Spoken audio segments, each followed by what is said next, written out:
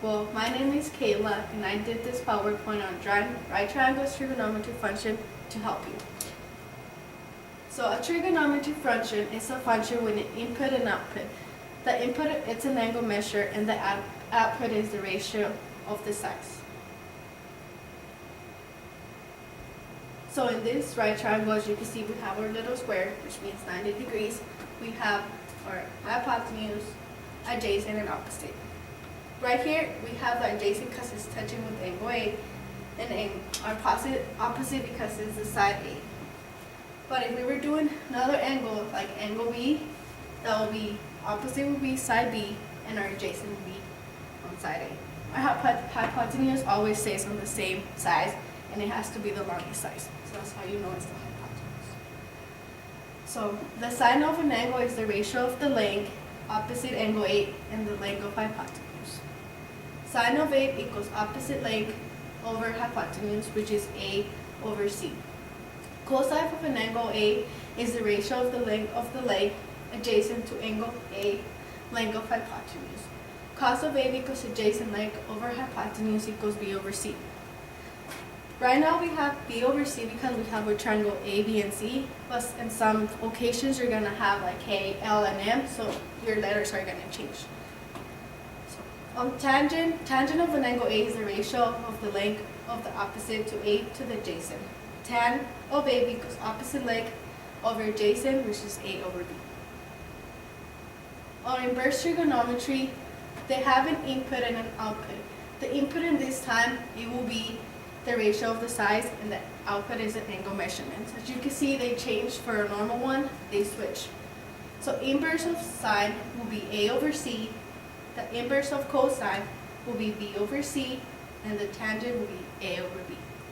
Inverse trigonometry functions are used to solve problems where we know two of the sides of right triangles and we have to find a missing angle. They are also used to undo a trigonometry function when solving an equation within a no angle measurement as the output to a trigonometry function. One example. So using our angle A, which is right here, which is 35 degrees, which is also the hypotenuse, and x will be the opposite leg, which it wouldn't have an x, it would be like a capital A, a lowercase a.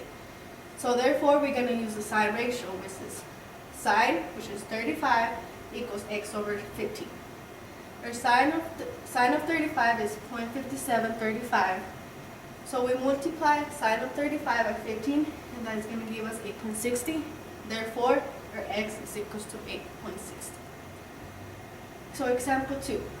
Right now we're going to learn about inverse trigonometry functions and the keys on the calculator. We're going to use this equation as an example, which is cos of x equals 0.2934. So we want to isolate x, because we know sometimes we'd be like to leave an x behind, we have to divide it by the other number. But right now we cannot divide it by cos because that's not a number. So we need to know the inverse of a cosine function. On most calculator, this function is labeled as cos, and it has a -1 on the top. It can be found in the small letters above the cos, so you need to press the second button, then the cos button. Here's an example. So there will be your second, and then right here, then you just press it. Then you get your inverse. So our cos of x equals 0.2934. So we have to label it like that. X equals cos, the inverse of cos, then we have to put parentheses, and we have to put our number. And that's going to give us x equals 72.93 degrees. So you have to think about it, because your calculator is going to has radian and degrees mode. So if you put it on degrees, on radians, you have a 1.27. So you have to change it to degrees in order to get 72. Another example. If you use angle R, which is 8.7, which is its opposite leg, and 5.3, which is our adjacent leg. Therefore, we have to use tangent. So our tangent will be R, which is 8.7 over 5.3. So you have to do the same thing. Angle R equals inverse tangent. You have to put again parentheses. It will be 8.7 over 5.3, and you have to close it. And then it will give us our 58.65 degrees.